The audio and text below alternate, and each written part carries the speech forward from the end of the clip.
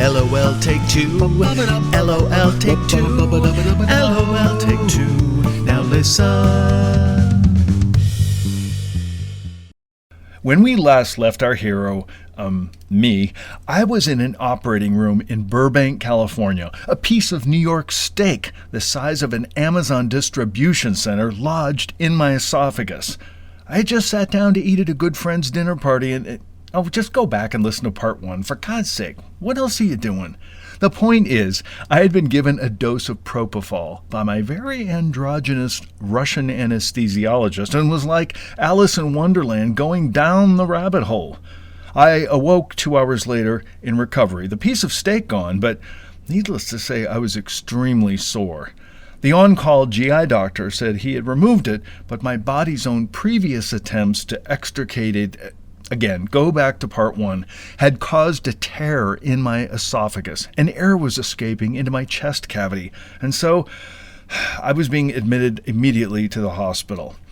I was still out to lunch and said, "Yeah, sure, okay, you'll let Bill know, right?" All I knew was that in the course of one short evening, I had gone from most likely to be invited back to your next dinner party to worst dinner party guest ever. They wheeled my gurney up to my single room at 12:30 in the morning. A cranky old nurse got me situated in my bed and took my vitals, which, amazingly, after my evening from hell, were all really excellent. She wished me a good night and closed my door. The room lit only by the blinking and beeping machines I was hooked up to, which included a saline drip filled with some heavy-duty antibiotics. Out my window, the lights of the famous Forest Lawn Cemetery twinkled from my top-floor view. I suddenly recalled that when I had been put into my propofol stupor in the operating room, that I swear I had been visited by Abba. Exhausted, I closed my eyes and secretly hoped for a reprise of Dancing Queen. Less than 5 hours later, I was awakened by a visit from the on-call associate of my regular ear, nose, and throat doctor. I had never met her, and she was lovely, especially at 6 a.m. on a Sunday morning. She stuck a scope down my nose to look at my poor throat, and she said, "Yes, there's irritation down there." "You think?" My poor throat had been violated more in the last 12 hours than a trollop on a busy Saturday night. She said I would soon be visited by 3 doctors. I felt like Ebenezer Scrooge on an episode of Grey's Anatomy. She closed the door and was on her way. I looked out my view in the daylight. The sun streamed in my windows. It was a nice-sized room, private bathroom with a really beautiful view of the Hollywood Hills. It was like a nice cruise ship room, only I hadn't popped for a balcony. I had been in the hospital only one other time in my entire life.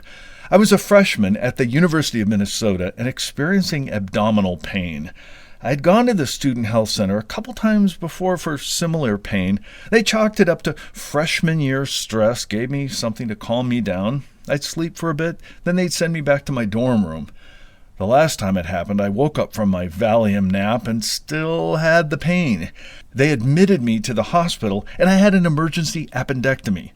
Because it was the early 80s, they gave me the old-school appendectomy that was basically a C-section. They just cut through all your muscles, so for a bit of time you walked all stooped over like you were hobbling around Shady Pines waiting for bingo to start. I was always bitter about that damn scar because several years later my brother had an appendectomy and they performed his laparoscopically. 3 small little incisions that healed perfectly and are barely visible. Decades later, my scar still looks like I gave birth to the Waltons.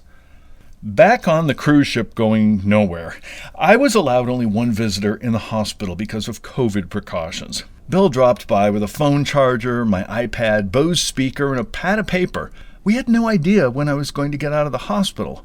Finally, the first of the 3 doctors visited me, my GI doctor. I had been going to him for 20 years of colonoscopies, so there was no part of my anatomy he hadn't seen. And he's funny. One time I asked him just before a colonoscopy, "How many of these do you do in a day?" He said, "As many as I can." And when I saw the bill, I understood. His associate had been the on-call guy who had taken the steak out.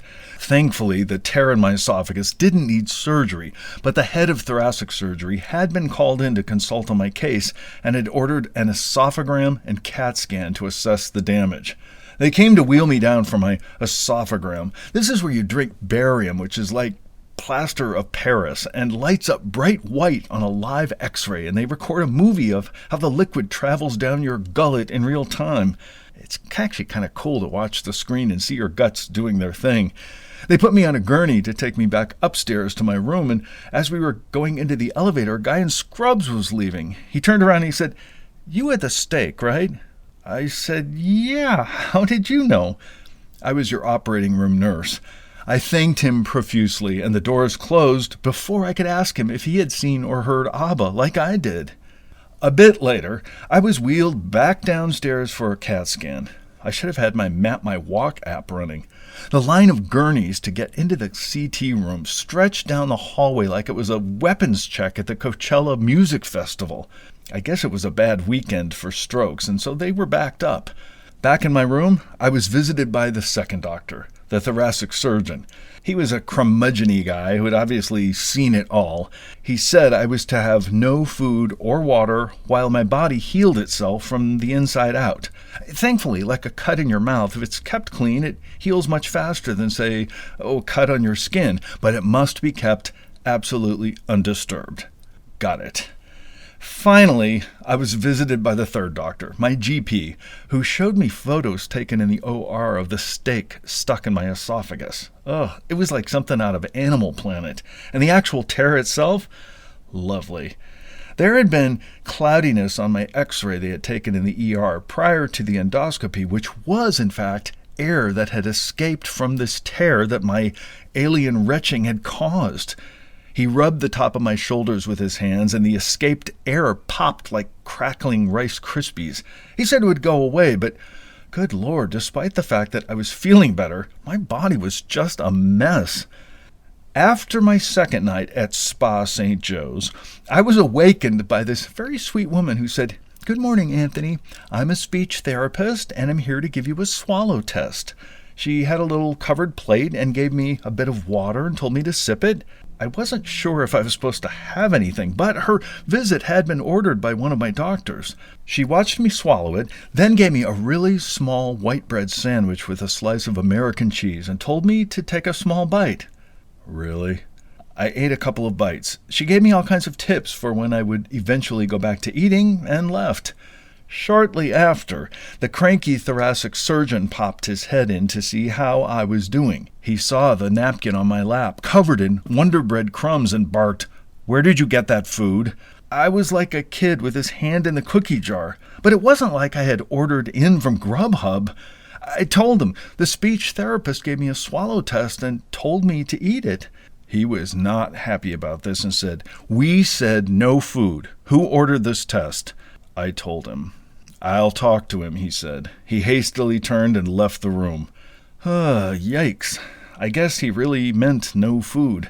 I suddenly panicked that this would cause a setback or complications. Plus, I'd just thrown one of my favorite doctors under the bus. After the Velveeta sandwich debacle, it was quiet until my GI doctor paid me a visit and told me that all the doctors had powwowed and decided that he, my GI doctor, was the project manager of me. He laid it on the line. "This is very serious. If this gets infected or food escapes into your chest cavity, this could be fatal."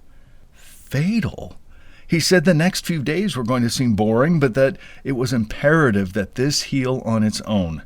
I would remain on heavy-duty antibiotics as a preemptive strike to stave off any kind of infection.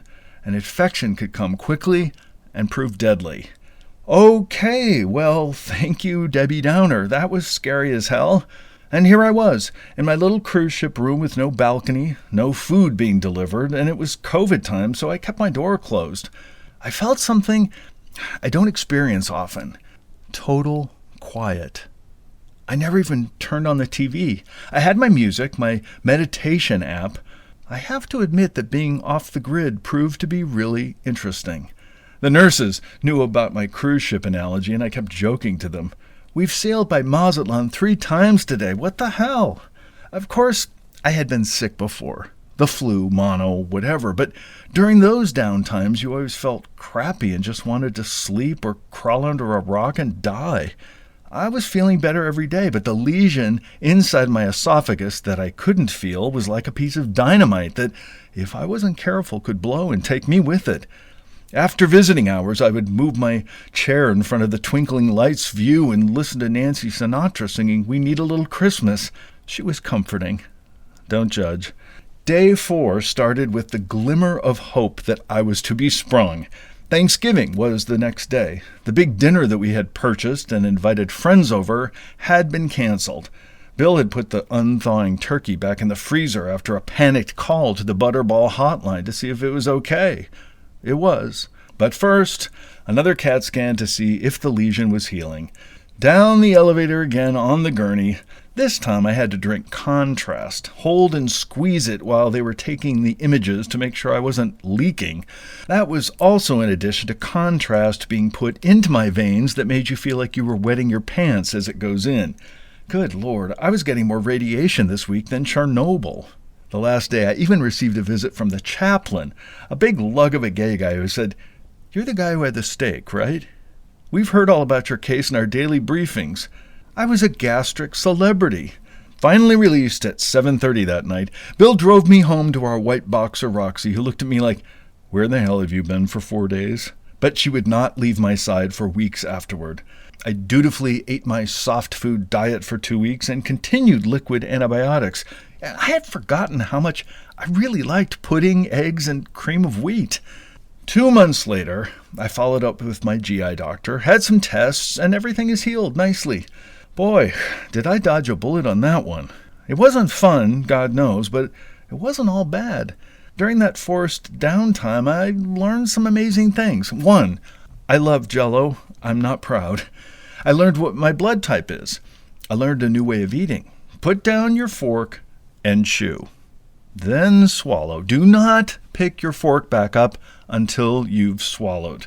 We're so used to shoveling up our next bite when we haven't even swallowed the one in our mouth. Try it. It's harder than you think. Most of all, it hit home that I have amazing friends and family. And of course, my husband Bill was a rock during all this. Sometimes it's good to go off the grid and have some stillness and quiet with just yourself. 2 months after the incident, as it is now called, in our house, our friend invited us back to his house for a dinner party. I will admit it was kind of weird being back to the scene of the crime. We arrived on time and brought a Martha Stewart hostess gift. He made beef stew this time, bite-sized small pieces. I sat in the same chair I did when I choked. I visited the John where the retching that did all the damage had started.